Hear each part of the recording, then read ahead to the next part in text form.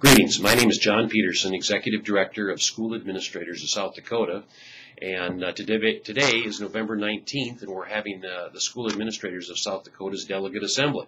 So we've got approximately 60 administrators in town, and we're talking about the upcoming legislative session. We just completed the opening session, and we had Representative Bill Van Gerpen as our speaker. And it was, warmly recepted or accepted. We appreciated his comments. We truly feel that Bill is an interested representative in education. So we decided or convinced Bill to come over here and share some thoughts on this podcast with us. So Bill, welcome to School Administrators. And can you share with us briefly a little bit about your thoughts on the upcoming legislative session? Well, thank you, John. First of all, let me thank you for the opportunity to be here today. It was great to be with the administrators, and I've appreciated John as a lobbyist. He's been one of those go-to guys. When you have a question and you're just not quite sure, you're kind of sitting on the fence which way to go, and you approach him, and he presents both sides of the issue in a manner that you know the facts are coming forward, and so I've really appreciated working with him this past legislative session. And I think there's just a great relationship between the Secretary of Education and particularly in the House side, the House Education Committee and the lobbyists like John. And so it was an interesting year. But I think that this coming year will be extremely interesting because, as you know, we're facing a budget crisis of potentially $100 to $170 million in a shortfall for the next fiscal year. And that's going to, of course, directly affect aid to education. And I think in the past there have not been many years that we couldn't at least do the 3%. But this year, it looks like at this point in time that we'll be under that 3% support for schools. And personally, I'm hoping that we can scratch our heads and look at the numbers and somehow do better than the inflation index factor and get closer to 2 or maybe 3% for our schools this year.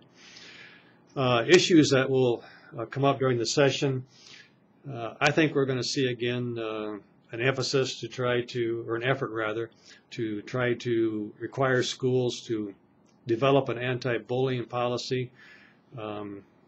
I'm not sure it's going to pass as it didn't last year. I think that the schools are doing a tremendous effort in response to the issue that was brought up as proposed legislation last year.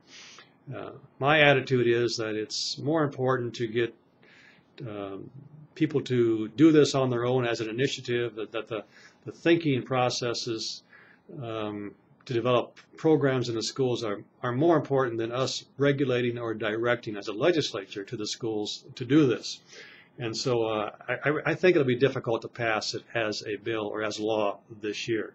And I applaud the schools that are already doing something. I know that I know one individual who was bullied as he grew up in the school and is now making presentations at a number of schools across South Dakota and other states as well, and does an excellent job. He's well received, and that's the kind of thing I think that reaches and touches the hearts and the minds of our students.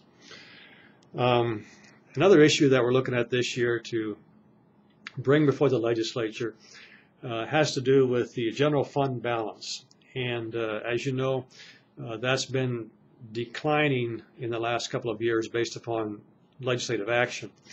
And I think that the bill that we have will provide sort of a compromise and help the schools in the next couple of years get through this tough times we're having in our economy. The bill will suggest that we freeze at 40% for the years 2011 through 2014. Would freeze at 40% the balance that the schools may maintain in their general fund.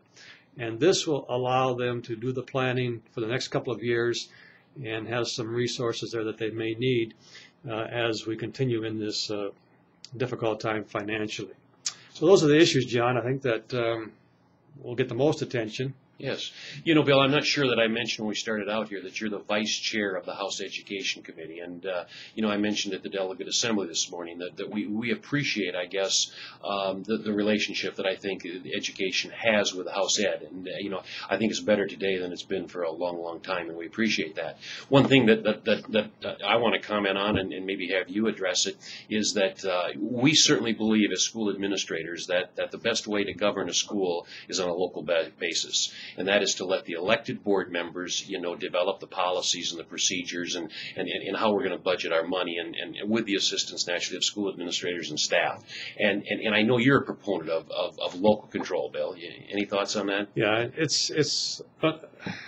I strongly endorse local action. I mean, these are the people that are near the children. They know their needs. They know the home life that these students are dealing with. And I think, as I said this morning, the local schools know the needs of their students. They know their home life. They know what kind of special programs that they need. And yet when you get to the government level, then the student becomes a number. And I'm so concerned that there's such an emphasis, it appears to me, that we're thinking more in terms of statistics across our nation than we are in terms of students. And I wish that we could reverse the trend, and I hope we can. You know, the founding fathers and mothers of this nation, they left a footprint, and that footprint was freedom. It was not regulation. And it's been that freedom that leaves the control at the local level to make decisions that those folks in the school boards and administrators feel are the best education opportunities for their children, that I think has mushroomed into the nation that we enjoy today, a nation that is a leader, the leader of the world. And now as we tend to move away from depending upon those excellent resources at the local level, it's not a good sign, not a good direction, I feel, for our nation and its future. Thank you. Thank you. You know, I guess that just about concludes the time limit that we have here. And so, Bill, again, we thank you as school administrators for driving to Pierre and be a part of our delegate assembly. And we also thank you for our support. Thank you, John. And my thanks to all the administrators and the school staffs, the teachers. You do an excellent job. And I'm really proud to be a part of South Dakota and the South Dakota education system. And anything that we can do to help education in South Dakota, we want to do and be available for that. Thank you again, John, for your support as well.